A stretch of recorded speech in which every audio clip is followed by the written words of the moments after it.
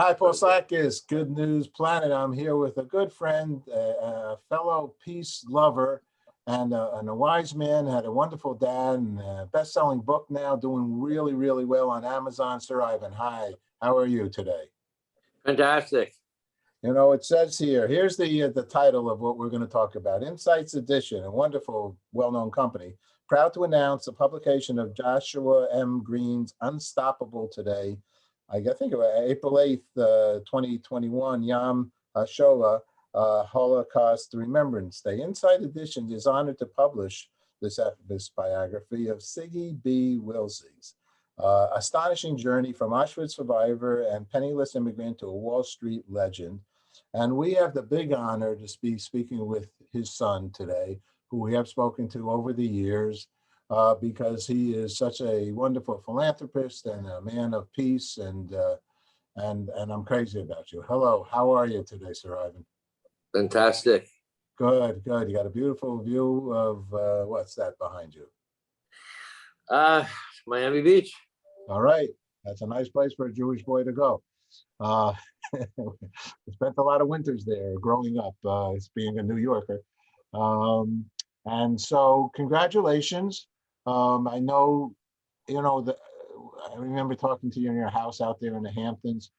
You loved your dad, and you were you had so much um, uh, belief in what he did and how he was, and all this wonderful conversation we had, that it always impressed me. Tell me a little bit about your dad, about the book, and congratulations once again. Well, the book, Unstoppable, Siggi B. Wilzig's astonishing journey from Auschwitz survivor and penniless immigrant to Wall Street legend, is an unbelievable read. You'll read it and you won't believe it. You'll have to read it again and you still won't believe it, because he did what no other concentration camp survivor in history ever did, with merely a grammar school education and only a few dollars in his pocket when he went through Ellis Island and came to America. He created a business empire. He started shoveling snow in a blizzard, in the worst blizzard, in the second worst blizzard in New York's history at the time. And then he worked in several sweatshops, and then he became a traveling salesman, and then he became another type of salesman, and another salesman, doubling the sales, tripling the sales, and taking his commissions and investing in the stock market. And from these investments in the stock market, he eventually takes over a company called Wilshire Oil Company of Texas on the American Stock Exchange, grows that company larger until it's a New York Stock Exchange listed company. And then he used the oil company to take over a commercial bank on NASDAQ and grows it into a multi-billion-dollar institution. So how he did this with no education, coming with nothing, is unbelievable. Most people have to go to advanced colleges and earn advanced degrees to run public companies. And to have it taken over in the late 60s, early 70s, two of the most traditionally anti-Semitic businesses in America, commercial banking and oil and gas drilling, made it even more phenomenal and made it even more incredible. What do you think it was in him? I mean, you never met his parents, or did you? No, his mother was sent straight to the gas chambers at Auschwitz, and his father was beaten to death by the SS and only lasted in Auschwitz 40 days. My father miraculously lasted 2 years in Auschwitz, when the average life expectancy was only 4 months. Then went on 2 different death marches, wound up in Mauthausen, another extermination camp in Austria. And that's where he was liberated by the American army. I think I was reading that it said that, I mean, he was able to actually figure out ways that he could be useful there. Did I understand that correctly? Well, that's one of the many ways that he figured out how to survive. he never knew from day to day whether he'd be alive the next day, because the Nazis would call random selections. They'd have to get rid of X amount of Jews a day, and he never knew if he'd be one of them. So he went through dozens of selections where, where left meant death and right meant you lived another day, including before Dr. Mengele, the sadistic, famous doctor and torturer and war criminal. And luckily he wasn't chosen. So he was just plain lucky. So you, as his son, spent time with him, right? Yes, I worked with him in the bank for 20 years. Okay. So what were some of the things that now, after all this, his history, what were some of the things he taught you, do you feel?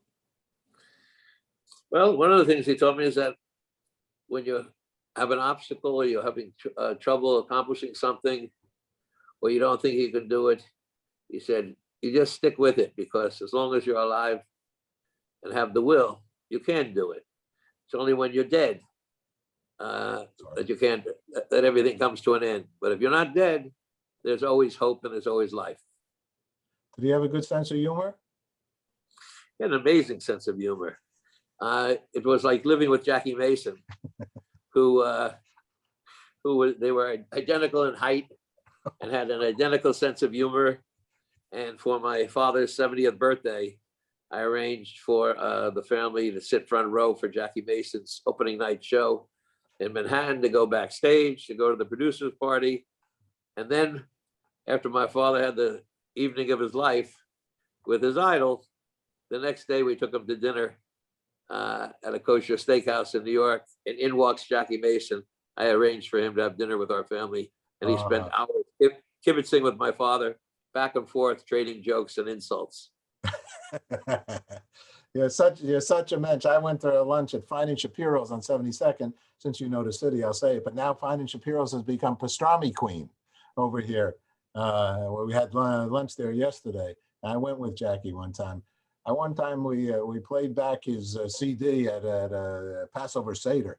At the whole place, sitting there and I'm laughing. So, do you think it's a little bit of a sense of humor, his outlook on life, that helped him in success in life? Well, there's no question that he was Mr. Personality.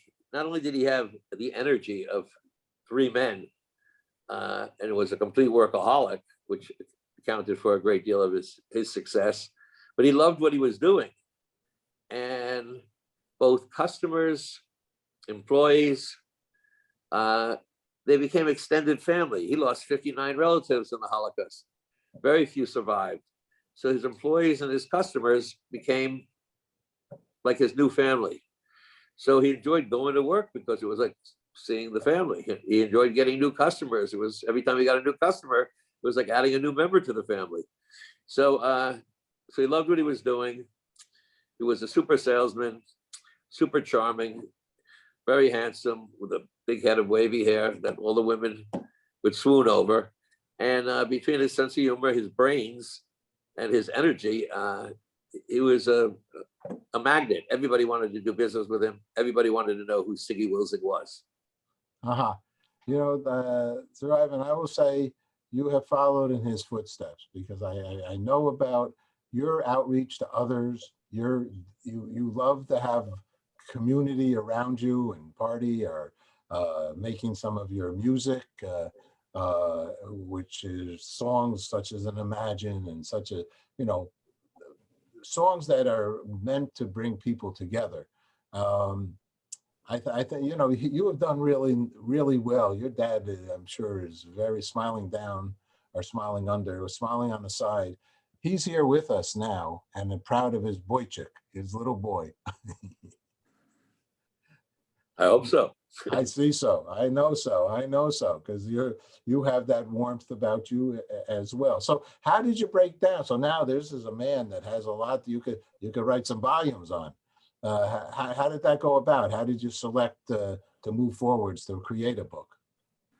Well, it was my music that actually attracted the author.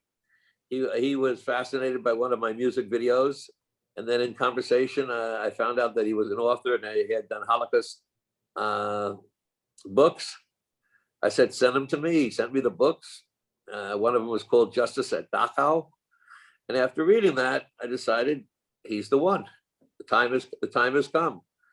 So my whole family accumulated the archives and tapes and speeches and awards. And then we conducted over 100 interviews until the author got to know Siggi as well as he could. It was a 7-8 year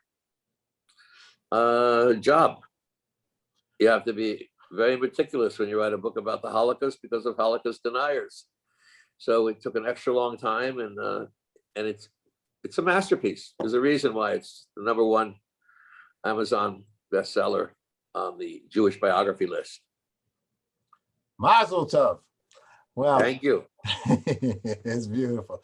Well, Sir Ivan, let's make this one of many as we have in the past. Is there anything else you want to share at this time besides where people can get it and any other thoughts? Well, if they go to Unstoppable Siggi, SIGGI.com, they'll learn more about the book, learn more about my father, see the reviews, and they'll be able to order from the bookstore of their choice. Every bookstore in the country is selling it because it's distributed by Simon & Schuster. Yeah, great company there. So let me ask you one last question, which I have asked you in the past. What is peace? Because we do the International Day of Peace, we're waiting to hear how that is going to play out, because we take the Times Square, of which this year, I wanted you to appear in it. We have this concert we've been doing 7-8 years in Times Square on September 21st, International Day of Peace. I'd like for you to do something with us then.